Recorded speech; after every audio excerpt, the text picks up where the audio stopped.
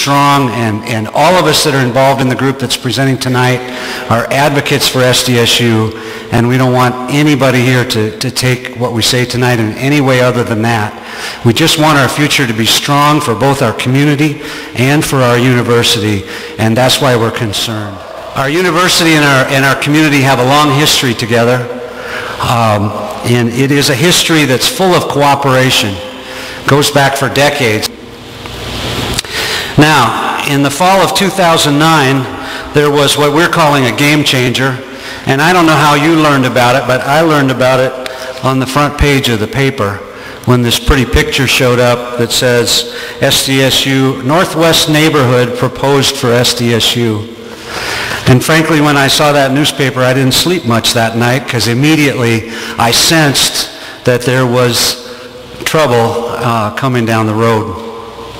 And included in that master plan were 608 beds of upscale apartments, 2 115-unit assisted living complexes, 60 active adult townhomes with a community center, a variety of retail spaces, and even a 100-room hotel and conference center.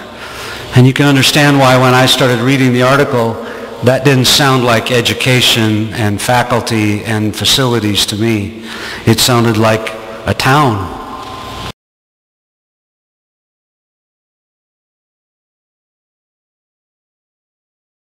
This is a prime example of what happens when you give the local businesses and developers a chance to fill a need. Right away in 2009, 9 buildings and 181 units were built. And then in 11, 5 buildings and 30 units were built.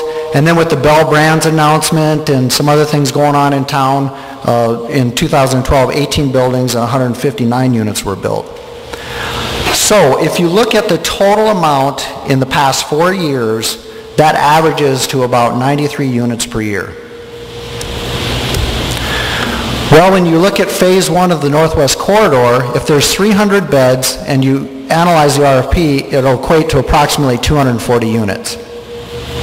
So if you do the math, you will see that if that phase 1 is built, that means we will have no other apartment complexes built in the next 3 years in Brookings.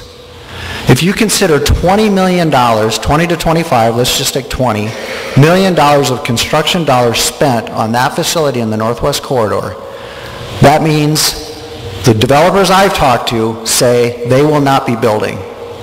They are all scared of what this is going to do to the market, and they're going to just sit on their pocketbooks, and that means if somebody doesn't build that locally, all those subcontractors, all those material suppliers, all the general contractors won't get the equivalent of what would have been done in the private market.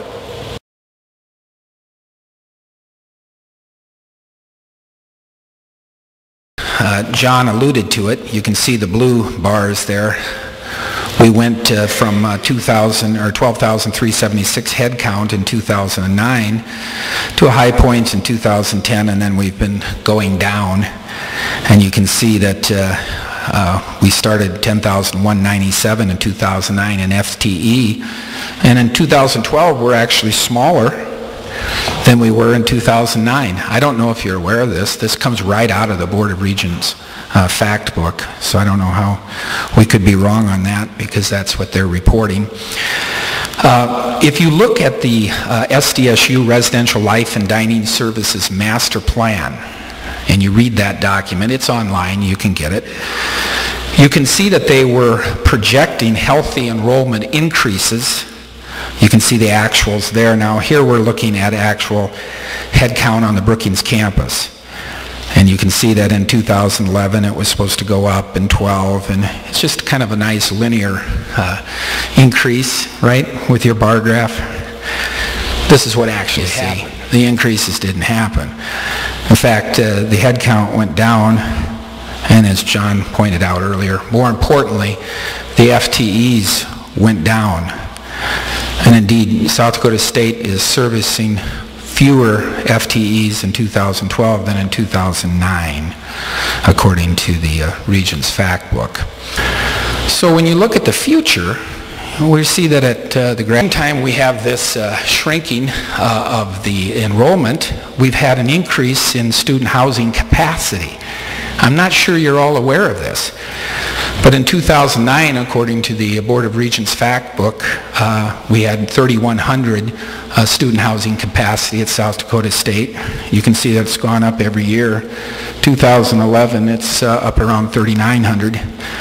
And after we build the 800 dorms 800 beds coming online this fall 2013, some of those will probably be reconverted, but we're still going to be somewhere around 4,500, 4,500. I don't know the exact numbers, but you know there's going to be more. It's going to be in that area. And you might think, well, I tell you what, you might think, this is what's happening all over the country. But the most important thing to keep students in school is to give them a sense of community. Community, right?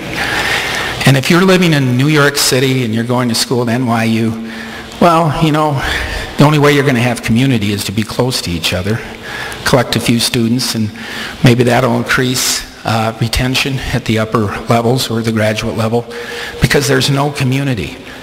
But this is what Brookings does. We are community. Our students live with us. They go to our churches. They shop with us.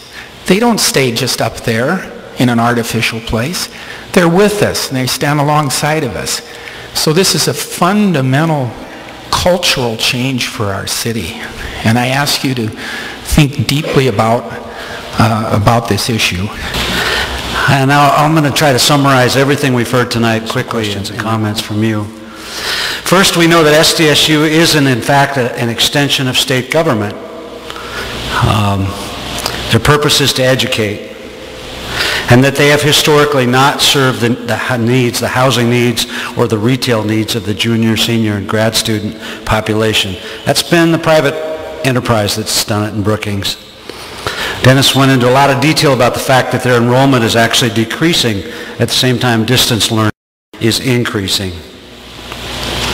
And that can only lead to the conclusion that any SDSU housing that happens to capture some of that junior, senior, and grad student market has to take it away from the private business, because that's where it is today, and they're not growing to fill it.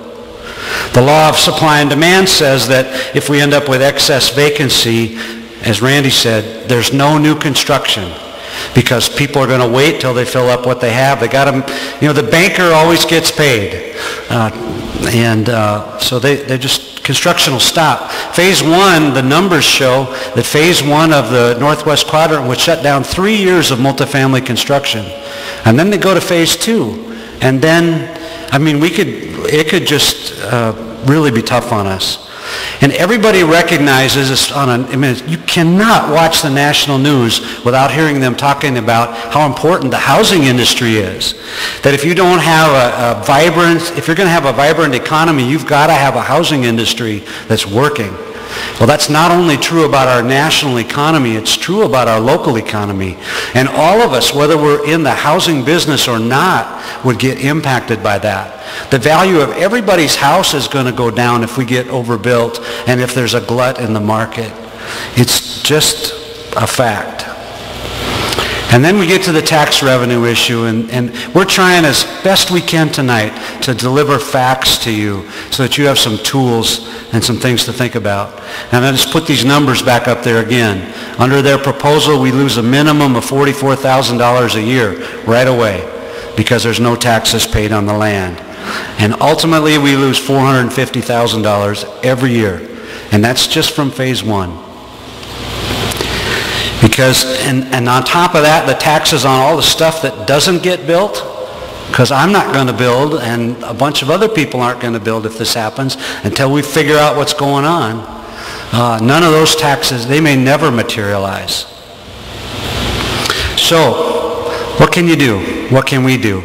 And here's the good news. We've been giving you a lot of doom and gloom, and I apologize for that. But you do need to have the facts. There is still some action you can take. The South Dakota Board of Regents has not issued the final approval to build. They've given SDSU the right to test the water, to put out the RFP. but SDSU must come back to the Board of Regents to get that final approval. And because SDSU is an extension of state government, it seems to me they being the Board of Regents, ought to be responsive to the people. You know, we had an election last week, and all of us got to vote on some issues that our government thought were good ideas. And some of those got voted up and some got voted down. But we all had a chance to vote. That's what we need to do here, is voice your opinions. We're not going to have that opportunity to vote, so the only opportunity we have is to let the Board of Regents and our local government officials who can influence the Board of Regents, to let them know how you feel about it. We've got some handouts available. Some of you may have grabbed one on the way in. If you didn't, please get one on the way out. They have some of the basic information and also have the contact information on how you can get a hold of the Board of Regents and express your opinions, whatever they are.